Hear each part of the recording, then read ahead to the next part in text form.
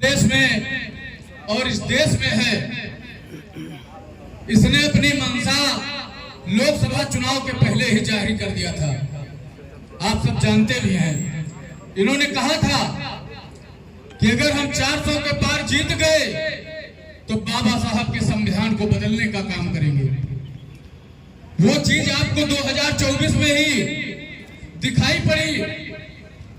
ये अपने कानून के प्रशासन को आगे करके बाबा साहब के संविधान को एक प्रैक्टिकल किया, मिटाने का काम किया, और प्रशासन को आगे करके, पुलिस के लाठी डंडे को आगे करके, जिला प्रशासन और शासन को आगे करके, चुनाव आयोग के आगे करके ये मिल्कीपुर में लोकतंत्र की जो लूट हुई है, मैं इसकी निंदा करता हूं।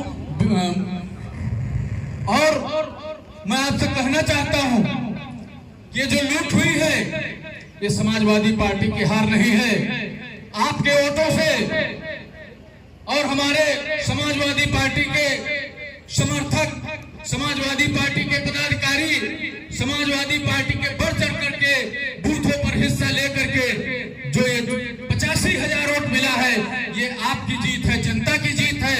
और उनके प्रशासन की लाठी डंडे की जो वो जीत है, वो जीत नहीं, केवल प्रमाण पत्र की जीत है उनकी। हम आपसे कहना चाहते हैं कि 2027 का चुनाव सामने है और 2026 या 25 में पंचायत का चुनाव सामने है। आपने इनकी करतूत को देख लिया है। आप सब, अभी कमलासन पांडे जी पूर्व प्रमुख बोल रहे थे, उन्होंने कहा कि हाथ में डंडा लेकर के तैयार रहिए।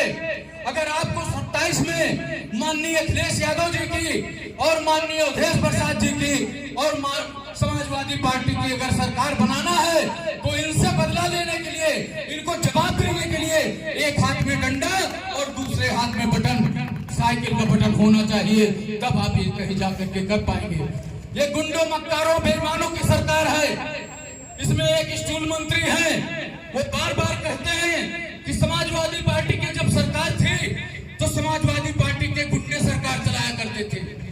मैं कहना चाहता हूं इस मंच के माध्यम से कि भारतीय जनता पार्टी की सरकार, इस लोकतंत्र में भारतीय जनता पार्टी की जो सरकार उत्तर प्रदेश में है, उत्तर प्रदेश के छटे हुए गुंडे इस सरकार को चला रहे हैं और कोई स्वाभिमानी व्यक्ति सरकार नहीं चला रहा है और एक समाज सरकार चला रहा है। बेईमानों का राज आ गया है, बेईमानी करने पर उतारू हो गए हैं, जनता को परेशान कर रहे हैं। अभी मंत्री जी बताएंगे सांड बछवा से किसान परेशान है, इनको उनसे कोई मतलब नहीं है समस्याओं से, इनको केवल मतलब है अपनी कुर्सी बचाने की कि मेरी कुर्सी कैसे बचेगी। चाहे बेरोजगार रोजगार पावे या न पावे, चाहे नौजवान रोजगार पाए या न पाए, चाहे आप भीख मांगे, चाहे कुछ भी करें, लेकिन इनकी सरकार और ये अपनी सीट बचाना चाहते हैं गुंडई के बल पर।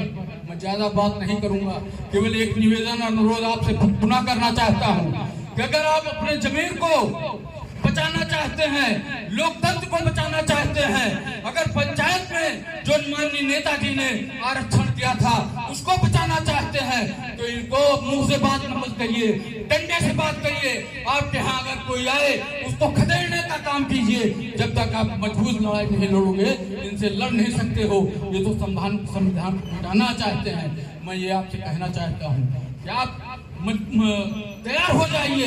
हमारे जो क्रांतिकारी साथी बैठे हैं, जो 85,000 वोट दिलाने का काम किए हैं माननीय जीत प्रसाद जी को, मैं इन्हीं साथियों से कह रहा हूं, आपके कंधे पर फैजाबाद में या उत्तर प्रदेश में आपके कंधे पर लोकतंत्र की लाठी जब तक नहीं होगी, आप कहीं कुछ कामयाब नहीं हो पाएंगे। आप ऐसे परेशान रहेंगे और आपको दिक्कत का सामना करना पड़ेगा। धन्यवाद साथियों। अखिलेश यादव, मुलायम सिंह, अखिलेश यादव, अवधेश प्रसाद, अखिलेश यादव, अवधेश प्रसाद, बाबूजी अमर रहें, माननीय नेताजी अमर रहें। धन्यवाद।